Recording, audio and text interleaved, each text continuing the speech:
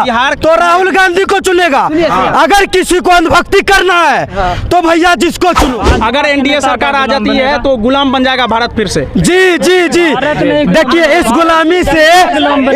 गुलामी से अच्छा है कि हमारा अंग्रेज का गुलामी अच्छा था। Rahul Gandhi is the best prime minister of India. आपको लग रहा है कि वो पढ़े लिखे हैं, वो हम लोगों को समझेंगे। कहाँ से अगर कोई भी सरकारी जॉब आएगा 10 लाख मांगेंगे, 10 लाख कहाँ से आएगा हम लोगों को बताइए। और हम लोग क्या शादी नहीं होगा हम लोगों का? लड़की खोजेगा सरकारी जॉब और हम लोग क्या खोजेंगे बताइए। हम लोग पढ़ लिख के अभी बिजनेस कर रहे हैं, चप्पल दुकान कर रहे हैं, अपना प्रैक्टिस कर रहे हैं, हम लोग कहाँ जाएंगे? तो यानी बिहार की युवा जो है, बिहार की अगर पढ़े लिखे हैं युवा बिहार तो राहुल गांधी को चुनेगा।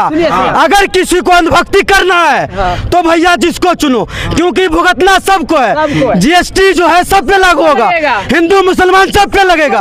अंधभक्त है उस पे भी लगेगा, अंधभक्त जो है उस पे भी लगेगा, और जो अंधभक्त नहीं है, जो पढ़ा लिखा नहीं है, उसको भी भुगतना पड़ेगा।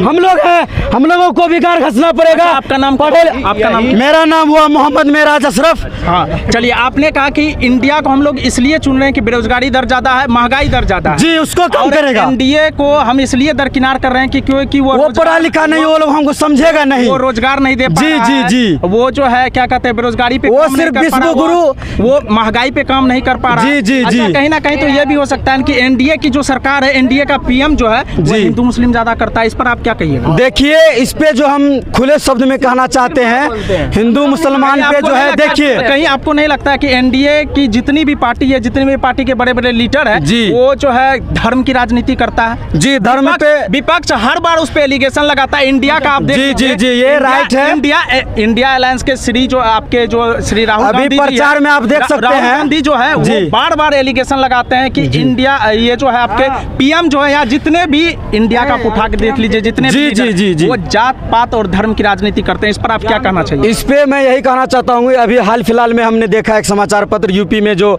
चल रहा था चुनावी महासभा, वहाँ पे लिखा था कि जो राम को लाए हैं हम उनको लाएंगे। तो ये आचार संहिता के खिलाफ है। यहाँ पे सिर्फ जनता अपना अधिकार के तरफ अपना वोट करे। जनता को क्या चाहिए? मस्जिद नहीं चाहिए, खाने के लिए कुछ रोजगार चाहिए। और हम लोग पढ़े लिखे हैं, पढ़े लिखे किस लिए हैं? बोरा उठाने के लिए उठे हैं या तसला ढोने के लिए हम लोग पढ़े हैं? काहे पढ़े हम लोग? आज कोई भी बीएससी नर्सिंग करेंगे तो 10 लाख रुपए खर्चा होगा, 4 लाख सरकार दे रही है, मगर 6 लाख कहाँ से लाएंगे हम लोग? हम लोगों को कोई प्रोत्साहन राशि नहीं मिल रही है। हम लोग ग्रेजुएशन कर लिए, 50,000 तक नहीं मिला हम लोगों को। बताइए, तो आप लोग को किससे उम्मीद है? इंडिया, हमको उम्मीद है Rahul Gandhi is the best prime minister of India. आपको लग रहा है कि वो पढ़े लिखे हैं, वो हम लोगों को समझेंगे।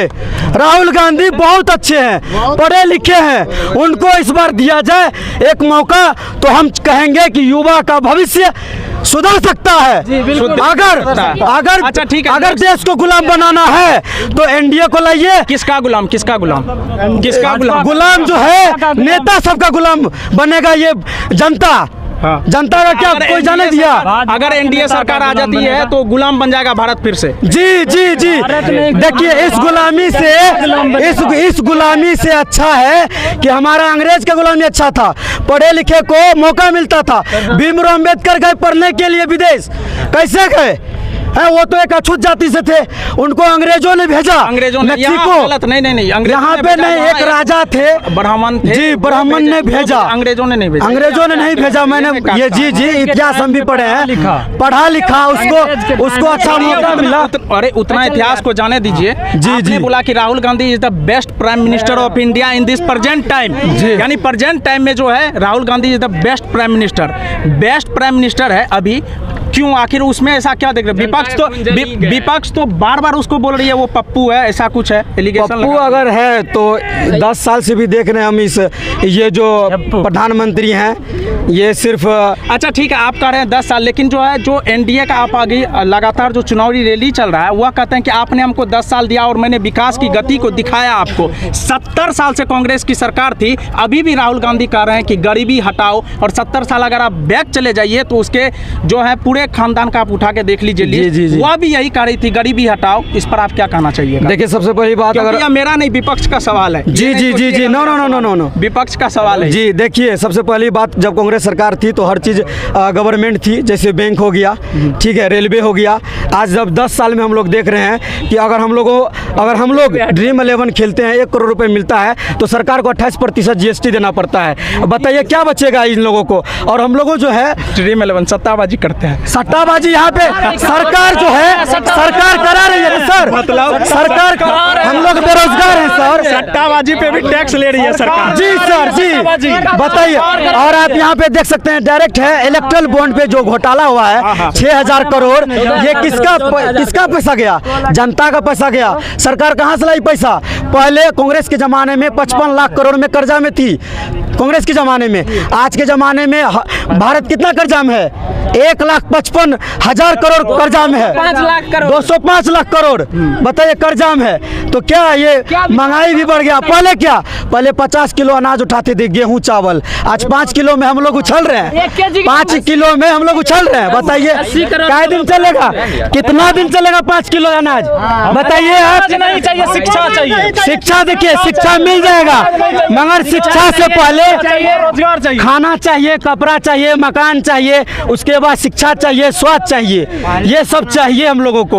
और युवा पीढ़ी है, बढ़िया हो जाता है तुरंत। अच्छा ठीक है, एक जो है प्रश्न, एक पर्सनल सवाल। जी सर, पर्सनल सवाल, बुरा नहीं मानिएगा। नो नो नो नो, बुरा नहीं मानेंगे। एनडीए उठाते रहती है बार बार। आप हम लोग का चैनल उठा के देख लीजिए, पत्रकारिता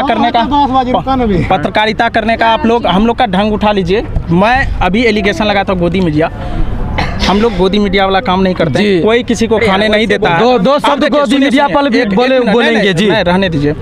एक पर्सनल सवाल एनडीए वाले जो उठाते हैं, वह कहते हैं कि जनसंख्या विस्फोट जो है, आप अभी अपना नाम कुछ मुस्लिम समुदाय का बताएं। जी जी जी, मोहम्मद मिराज अशरफ। हाँ, मुस्लिम समुदाय जो है जनसंख्या विस्फोट कर रहा है, ये आप सुने भी होंगे, बयान जी, सुने सुने भी होंगे। हैं, ये पर्सनली मेरा सवाल नहीं जी, है। सुने हैं। जनसंख्या विस्फोट जो है, जनसंख्या नियंत्रण कानून जो आया था, कांग्रेस सिर्फ हिंदुओं पर लगा रही थी, मुस्लिम पर नहीं लगा रही थी। और भारत में प्रतिदिन जनसंख्या विस्फोट जो रहा है, उसका कहीं ना कहीं कारण मुस्लिम है। इस पर आप क्या कहिएगा? देखिए, ऐसा डायरेक्ट एलिगेशन तो नहीं लगा सकते हैं। इसमें सबसे पहली बात, जिस तरह सरकार काम की है, कोरोना में कदम उठाई है, उसी तरह सरकार इसमें भी कदम उठाए। अपना जो है ये नियम बना दे, लड़की को कोरोना में सरकार को लॉकडाउन लगाई जी, और वैक्सीन यहाँ पे कोई बात नहीं हटाइए, उसको मरेंगे क्या और क्या होगा। मगर ये जनसंख्या पे जो बात हो रही है, डायरेक्ट एलिगेशन हम मुस्लिम पर नहीं लगा सकते। यहाँ पे दोनों आप सुने होंगे ना? जी सुने हैं, जी जी जी, बार-बार जी सुने हैं जी। ऐसा क्यों? इस पर क्या कहिएगा? इस पे सरकार को कदम उठानी चाहिए और थोड़ा सा टाइम बढ़ाना चाहिए, सरकार को ध्यान देना चाहिए। बगल में स्टेशन है, पुलिस स्टेशन, उसको ध्यान रखना चाहिए कि कौन से वार्ड में, कौन से पंचायत में शादी हो रही है, उसका जांच पड़ताल करना चाहिए, उम्र देखना चाहिए। बाल विवाह तो नहीं हो रही। अभी बिहार के युवाओं को आप देखें, बिहार के युवाओं का क्या राय है, बिहार के युवाओं को देखें, बिहार के युवाओं का क्या है, इंडिया चाहिए या एनडीए? आप ग्राउंड रिपोर्ट देख रहे थे, मैं अंकित शेखावत, कैमरामैन अमित कुमार के साथ। जय हिंद।